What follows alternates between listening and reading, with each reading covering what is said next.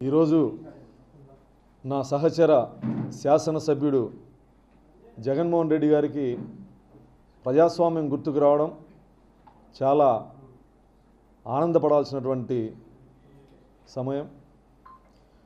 సొంత బాబాయిని గొడ్డలితో నరికించి చంపించిన పులివెందుల ఎమ్మెల్యే గారికి పిన్నెల్లి రామకృష్ణారెడ్డి లాంటి నటోరియస్ క్రిమినల్ మంచి వ్యక్తిగా కనిపించడం పెద్ద ఆశ్చర్యపోవాల్సినటువంటి అంశమేం కాదు.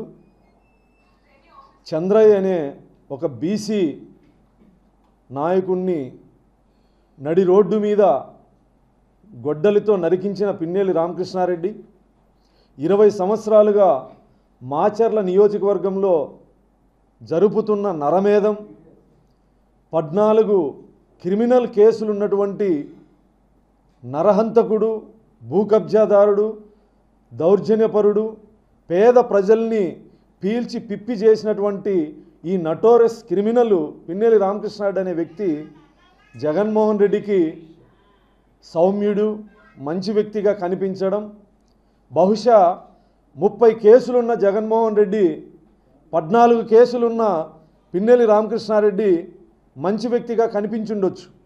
30 కేసులు లేవు కాబట్టి. జగన్మోహన్ రెడ్డి గారు ఈరోజు ప్రజాస్వామ్యం గురించి, కక్ష సాధింపుల గురించి మాట్లాడుతూ ఉంటే చాలా హాస్యాస్పదంగా ఉంది. నిజంగా చంద్రబాబు గారిది కక్ష సాధింపు చర్యలు అయితే పిన్నెల్లి రామకృష్ణారెడ్డి లాంటి నరరూప రాక్షసుణ్ణి మాచర్ల పట్టణంలో పోలీసులు నడి బజారు మీద బట్టలూడదీసి కొట్టి ఊరేగిస్తూ అరెస్ట్ చేయాలి. అంతటి నరరూప రాక్షసుడు పిన్నెల్లి రామకృష్ణారెడ్డి. దేశం మొత్తం చూస్తుండగా రాష్ట్ర ఎలక్షన్ కమిషన్ కేసు నమోదు చేసి ఈవీఎంని పగలగొట్టిన అప్రజాస్వామ్యవాది, రాజ్యాంగం మీద ఏమాత్రం గౌరవం లేనటువంటి వ్యక్తి ఈవీఎంను పగలగొడితే రాష్ట్ర ఎలక్షన్ కమిషన్, కేంద్ర ఎలక్షన్ కమిషన్, హైకోర్టు, సుప్రీంకోర్టు వీడు వెధవా అని మాట్లాడుతూ ఉంటే అక్రమంగా పిన్నెల్లి రామకృష్ణారెడ్డిని అరెస్ట్ చేశాడని చెప్పి జగన్మోహన్ రెడ్డి పులివెందుల ఎమ్మెల్యే గారు మాట్లాడడం, ఇది ఏ రకంగా చూడాలి? ఈరోజు జగన్మోహన్ రెడ్డికి ప్రజాస్వామ్యం గుర్తుకొచ్చింది, రాజ్యాంగం గుర్తుకొచ్చింది, రేపో మాపో అంబేద్కర్ గారిని కూడా గుర్తు చేస్తాం.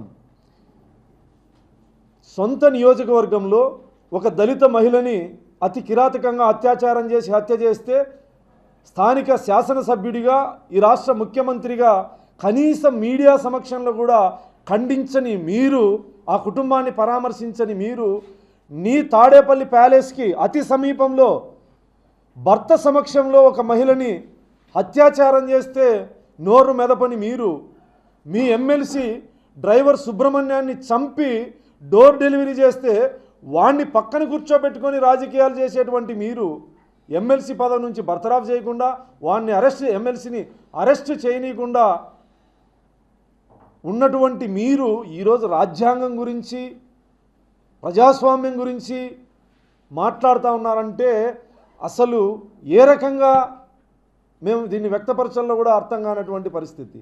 ప్రశ్నించిన పాపానికి చిత్తూరు జిల్లాలో ఓం ప్రతాప్ని మద్యం రేట్లు సోషల్ మీడియా వేదికగా ప్రశ్నిస్తే తెల్లారే లోపు పెద్దిరెడ్డి రామచంద్రారెడ్డి అనుచరులు చంపినటువంటి సందర్భం, ఈ రోజుకి ఎవరు చంపారో కూడా తెలియనటువంటి సందర్భం.